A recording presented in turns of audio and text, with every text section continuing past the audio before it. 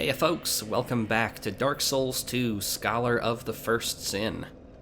We're here in the Forest of Fallen Giants, at the Cardinal Tower bonfire, and it's time for a little something special, a little something semi-extra, semi-optional. So you may remember, in the last episode, there was a ladder leading up to that platform that I did not go up. I'm going to try to bait out a certain enemy here, so I don't have to worry about him. Now is the time to go up that ladder, because up that ladder is a once, like it's a boss basically. It's a special boss that you only get one shot at in that location. If you fail to defeat the boss in this location, or if you run away, you will have to wait until a later location to actually fight him again. And you won't get a special bonus prize for doing so. Gotta ask this flashcard shard. Don't forget about that. This is the Pursuer, although he doesn't have a snazzy health bar to tell you that. Woo. So you can see that he has heavy armor, which is why I'm busting out the mace here, or the Morning Star. Oh man, I missed.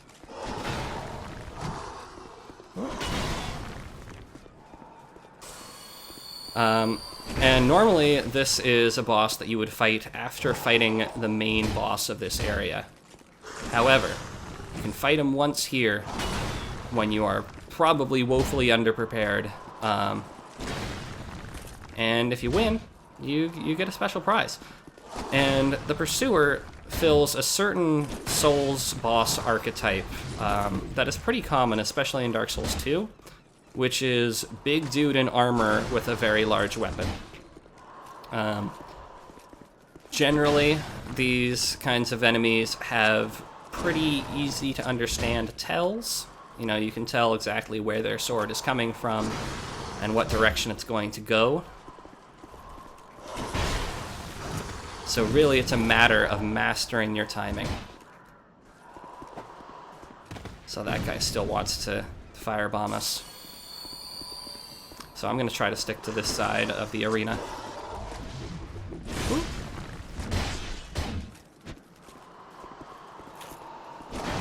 So what you can see I'm doing here, my strategy here, is to kind of walk to the right.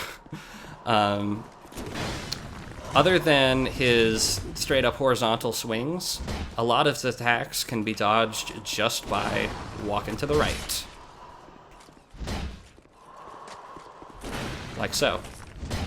The Pursuer, honestly, is a boss that I struggled with a lot when I first started playing this game. And occasionally I still do have trouble with him.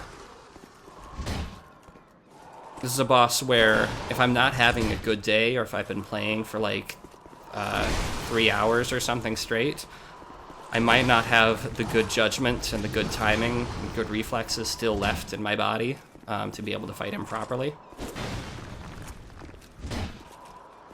You can see, just by watching, his moveset is relatively limited. He has various kinds of slashes.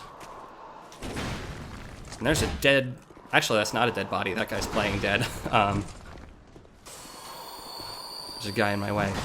The one thing you should really look out for with the Pursuer is that glowing blue stab that he has. It's relatively easy to dodge, but if you do get skewered by it, one, it does a lot of damage, and two, it actually allows him to power up.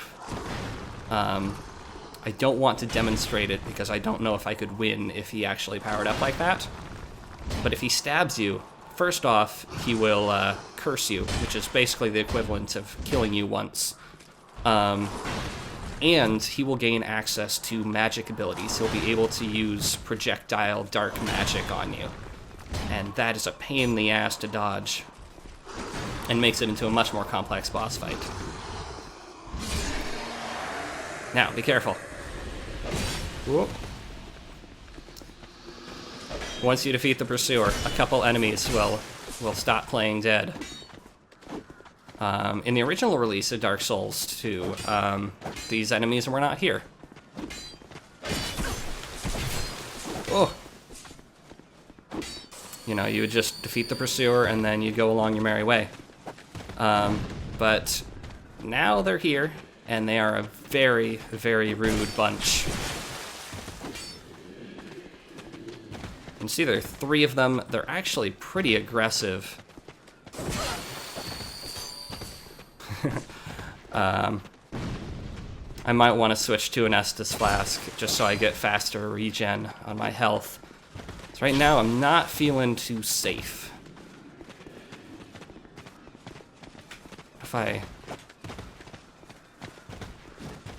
What's really annoying is that guy with the shield. Because that guy with the shield blocks a lot of my attacks, my slashing attacks.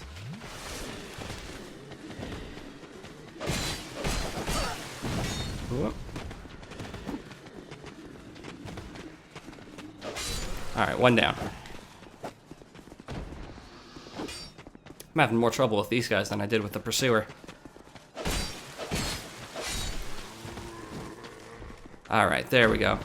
Now it should be trivial.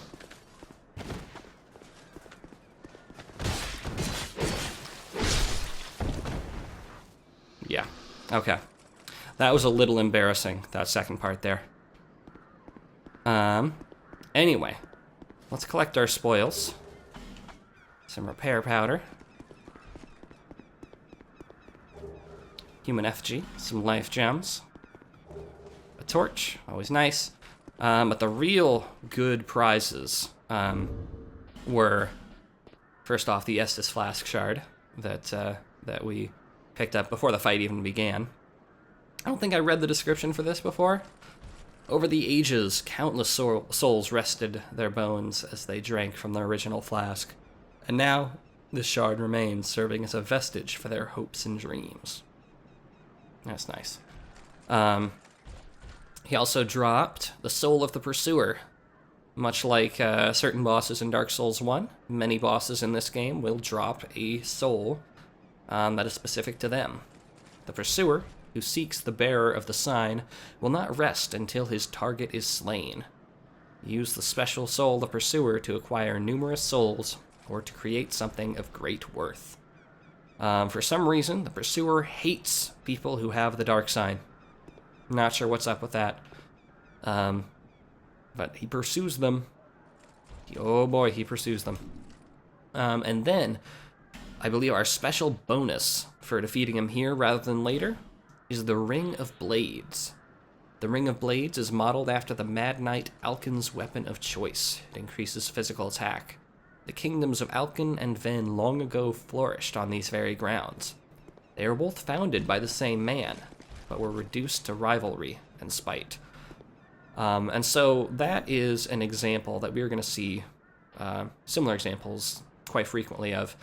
An example of kingdoms rising and falling on the same grounds. You know, this is now a fort that is associated with Drangleic and King Vendrick, but it once was a completely separate kingdom. In fact, 2 completely separate kingdoms that rose and then broke apart and destroyed each other. Oh shoot, that ironclad's still there. Hey, do your thing.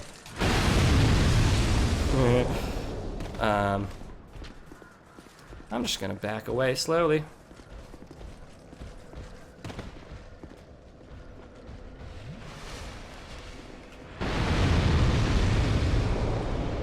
Yeah, have fun with that, bud. And that's for the fire bombs. But yes, kingdoms rise and fall. They are great, and then they are all but forgotten. And we're going to see that quite frequently in the game. And ties into what I was saying kind of about the connection between this game and Dark Souls 1. I don't need you now. Where were you when I needed you? And in that is, if this world of Drangleic is somehow Lordran many, many kingdoms later. There are only vague scraps of Lordran left. Anyway, we also got a butt ton of souls for defeating the Pursuer. We have 18,000 right now, which is a lot. So why don't we go spend those? Why don't we go level up a whole lot? You know what? I don't need the flame sword anymore, so I'm going to stick binoculars on there. I think that'll save me some hassle in the long run. Is that a shard you found?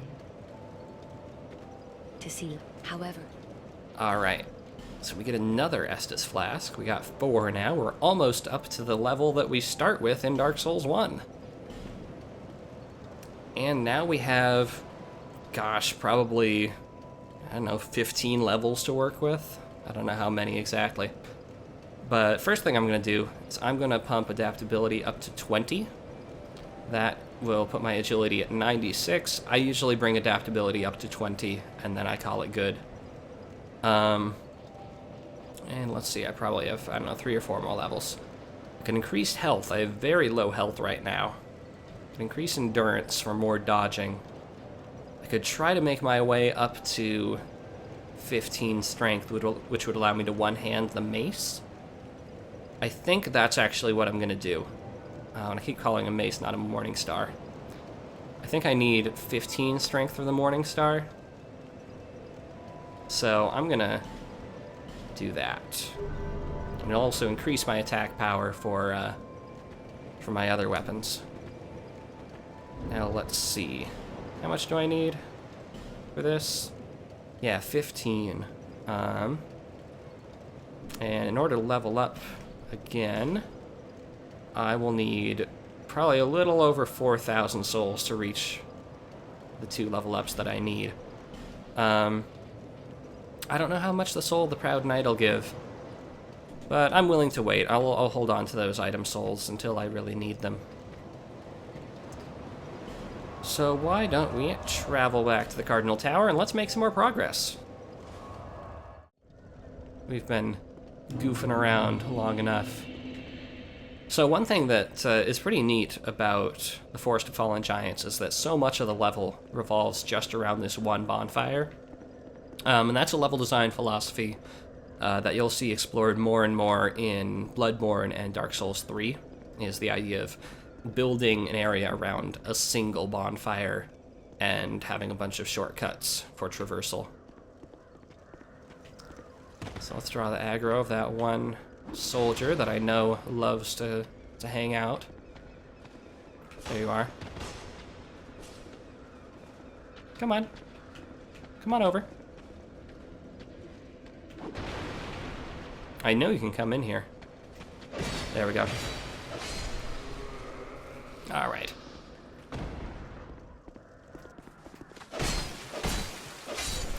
Take care of you. Is he seeing me?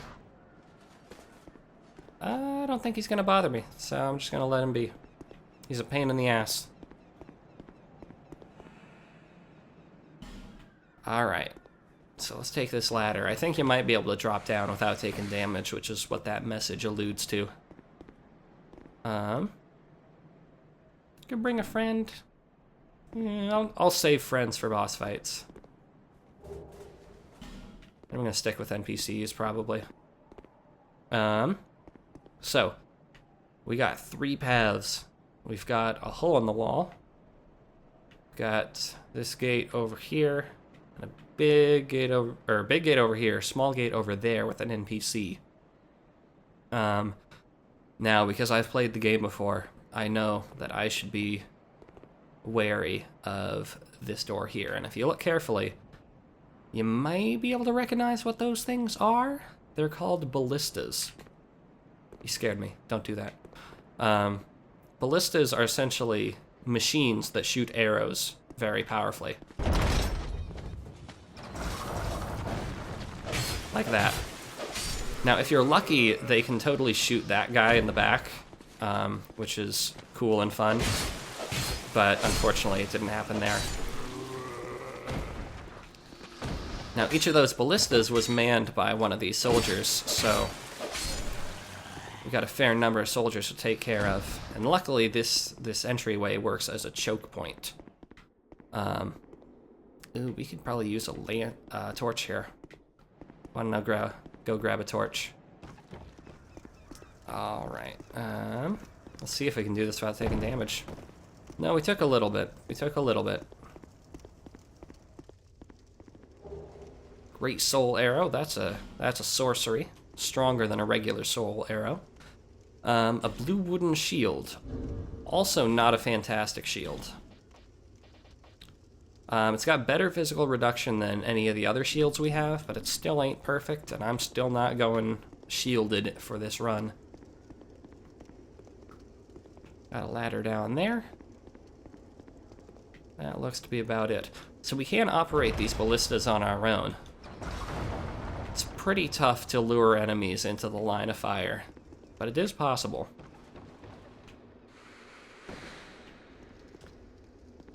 Alright, we've got a door, we've got a face in the wall, and we've got a chest. Any other sconces? I think that's just the one. Okay. So, all of these have kind of funky things about them. Let's start with the chest. This chest is rigged. It has a trap. It is not a mimic, but it does have a trap. And I believe the trap is randomized based on the based on your playthrough. There are a couple different things it can be. That is an arrow. Shoots off arrows in 5 different directions in a 100-degree radius, or 180-degree half circle. If you're crafty, you can roll behind it like that before it does anything, but I wasn't quite crafty enough. And we got a Titanite shard for our trouble. This door is silly, if you ask me. Doesn't open from this side, and indeed it doesn't loop around to any location we can get from elsewhere. So instead we should follow the advice of this message. Try attacking. It's not damaged. But there are enemies on the other side who will hear us knocking and open the door for us. It's a little silly. I'm not gonna lie. Hey.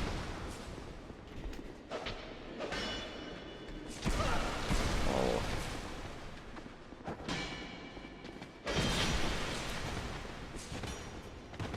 So I'm really struggling with these shielded soldiers.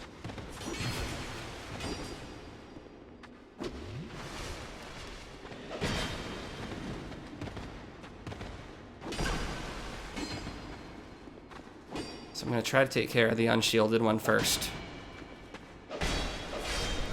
Okay, there we go. Should be good. See if we can get him poking and circle around the back. Not quite. But it'll do.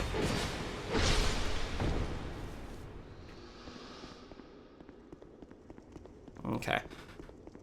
So, what do we have in here? A lot of darkness.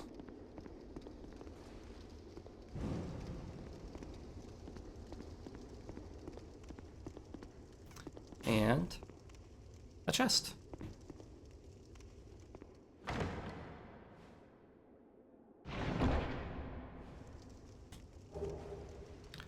Life ring and a large Titanite shard.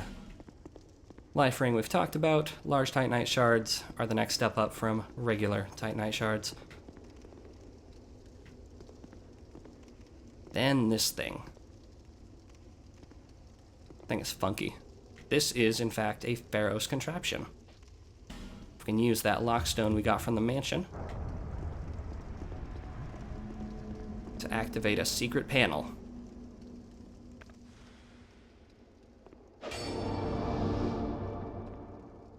Should have kept my torch.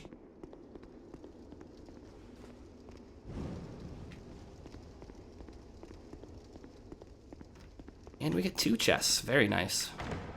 A lot of prizes. Chloranthi ring, which is item to raise your stamina recovery speed. Very nice. Let's put it on. Also gives us a funky green aura. And then a Titanite slab. That is the highest level of Titanite. We are not going to use that for quite a long time. But they are rather hard to come by, so it's good that we opened up that door.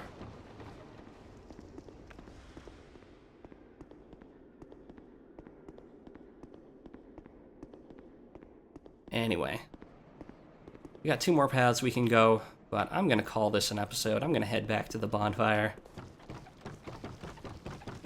and call it a day. We fought a boss, we got some prizes. We're good to go. You really need to stop doing that. Alright, so, thank you for watching, and I'll see y'all next time.